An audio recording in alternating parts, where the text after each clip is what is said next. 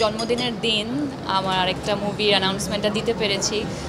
নামটা আপনাদেরকে জানাতে পেরেছি। এতদিন অনেকেই ফোন করে বারবার জিজ্ঞেস করতো, আসলে বলতে পারতাম না আজকের এই দিনটার জন্য। সো আজকে যেহেতু বলে ফেলতে পেরেছি, ভালো লাগছে। আচ্ছা, এবারে জন্মদিনে যেহেতু আপনার একটা সিনেমার ঘোষণা আসলো, একটা নতুন নাম জানলাম, এখন কি আপনাকে সবাই প্রিয় মালতী হিসাবে ডাকলে কি খুশি হবেন? অবশ্যই, অবশ্যই। আমার মনে হয় মুভিটা রিলিজ হওয়ার পর যদি ডাকে তাহলে আরও ভালো লাগবে। তখন আমি বুঝবো ক্যারেক্টারটা হয়তো বা ভালোভাবে আমি ফুটিয়ে তুলতে পেরেছি। আমি চেষ্টা করছি আমার জায়গা থেকে স্ক্রিপ্টগুলো ওইভাবেই চুজ করতে, ক্যারেক্টার ওইভাবেই আসলে চুজ করতে, যাতে দর্শক নতুন কিছু দেখতে পারে। আমার দিক থেকে আমার 100% সেই চেষ্টাটুকু আছে। এখন বাকিটা আসলে দর্শকের হাতে। তারা আমাকে কিভাবে, নাটকে তো অনেক ভালোভাবে গ্রহণ করেছে, ভালোবেসেছে। আই হোপ সিনেমাতেও আমি একই ভালোবাসা পাবো। গত বছর ঈদের পর আমার মনে আছে শঙ্খ ভাই আমাকে এপ্রিল মাসেই আসলে গল্পটা শোনান। তো এটা একটা বছরের জার্নি। আমরা গল্পটা শুনি, তারপর সময় নেই, ভাইয়া স্ক্রিপ্টটা লিখেন এবং সময় নিয়ে আসলে শুটিংটা করা হয়। বেশ কিছুদিনের রিহার্সাল ছিল এখানে ইনভলভড, পুরো টিম মেম্বার্সদেরকে নিয়ে। সো আজকে এক বছর পর এপ্রিল মাসেই আমরা এটার অ্যানাউন্সমেন্টটা করতে পারছি।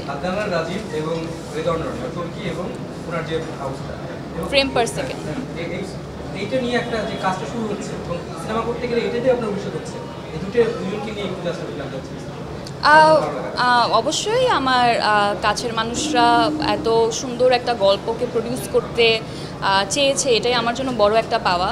আসলে দেখা যায় যখনই একটা গল্প নারী কেন্দ্রিক হয়ে যায় তখন অনেক মানুষ পিছিয়ে যায় সেই ধরনের গল্প প্রডিউস করতে, কারণ তারা মনে করে হচ্ছে এমন গল্প প্রডিউস করব যেটা শিওর হিট হবে। বাট ওই জায়গাতেই আমি বলবো আসলে চরকি এবং ফ্রেম পার সেকেন্ড অনেকটা ডিফারেন্ট। তারা এমন গল্প বলতে চেয়েছে যেটা আসলে আগে মানুষরা দেখে নেয় কিংবা শুনে নেয়, এবং এটাতে তারা তাদের এক ধরনের সাহসিকতা দেখিয়েছে আমি বলবো। সব কিছু মিলিয়ে মনে হচ্ছিল এমনিতেই তো আসলে আমি চাইতাম হয়তোবা আমার জন্মদিনে আমার সব কাছের লোকজনকে দাওয়াত দিয়ে কিংবা তাদের সাথে আসলে দেখা করার একটা ইচ্ছে ছিল। তো তখন মনে হলো প্রোডাকশন টিম থেকে তারা বলছিল যে এই দিনটাকে আরও স্পেশাল আসলে কিভাবে করা যায়, আমরা কি আমাদের মুভির নামটা রিভিল করতে পারি কিনা। তো আমার কাছে আইডিয়াটা ভালো লেগেছে এবং তারা তো আমার থেকে আরও ভালো বুঝে মার্কেটিংয়ের ব্যাপারটা। সো আমার মনে হয় সব কিছু মিলিয়ে ইট ওয়াজ আ গুড ডিসিশন।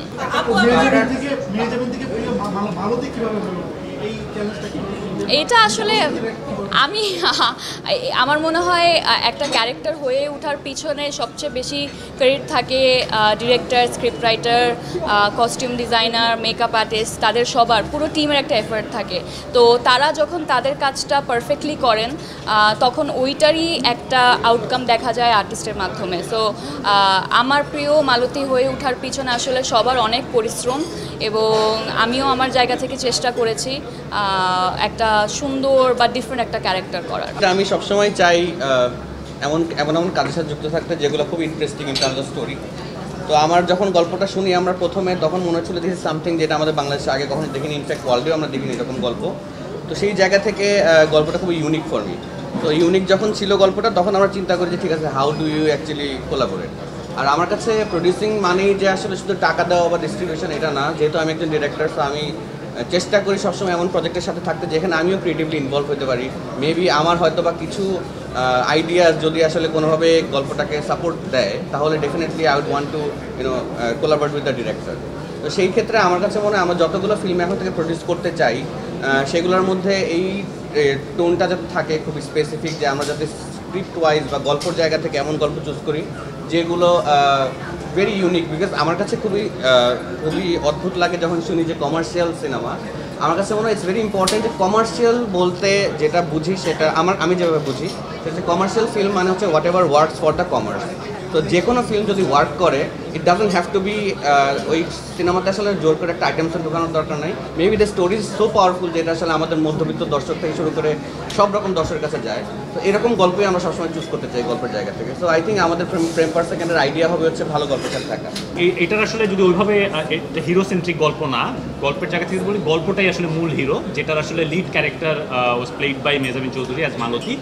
আর এটা ছাড়া আমাদের এই গল্পে আসলে অন্যান্য যে যারা অভিনয় করেছে, শাহজাহান সম্রাট, আজাদ আবুল কালাম, নাদের চৌধুরী, রিজভি রিজু, সো শহীদুল আলম সাচ্চু, তারপরে আনিসুল হক বরুণ, সো এরকম আরও অনেক অভিনেতা অভিনেত্রী আছে যাদেরকে আমাদের মনে হয়েছে যে চরিত্রের সাথে বেস্ট ফিট, তাদেরকে আমরা কাজ করার চেষ্টা করেছি। সেটা আসলে সামনে আমাদের যখন অফিসিয়াল টিজার, অফিসিয়াল ট্রেইলার আসবে বা অন্যান্য প্রমোশনাল ম্যাটেরিয়াল আসবে, আমরা আরও ডিটেইল কাস্ট সম্পর্কে একটা আইডিয়া পাবো। আমরা ক্রিয়েটিভ প্রসেসের মধ্যে দিয়ে যতটা গিয়েছি তাতে আমাদের কাছে মনে হয়েছে এই সিনেমাটা বাংলাদেশে এরকম একটা সিনেমা যেটা এই চরিত্র মেহজাবিন কখনো করেনি। কারণ মেহজাবিন কিন্তু অনেক অনেক চরিত্রে নিজেকে এক্সপেরিমেন্ট করেছে।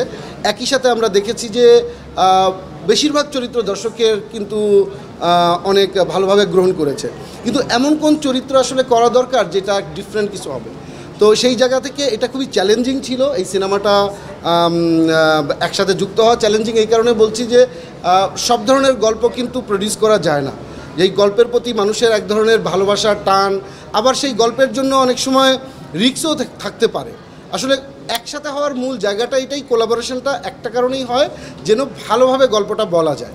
তো সেই জায়গা থেকে নির্মাতার চেষ্টা করেছে তার বেস্ট গল্পটা বলতে, আর প্রডিউসাররা চেষ্টা করেছে এই সিনেমাটা দর্শকের কাছে কত ভালোভাবে পৌঁছে দেওয়া যায়। আমাদের কাছে মনে হয়েছে দিস দ্য পারফেক্ট ফিল্ম মেহজাবিনের, যেটা আসলে আমরা সিনেমা হলে তাড়াতাড়ি নিয়ে আসতে পারি।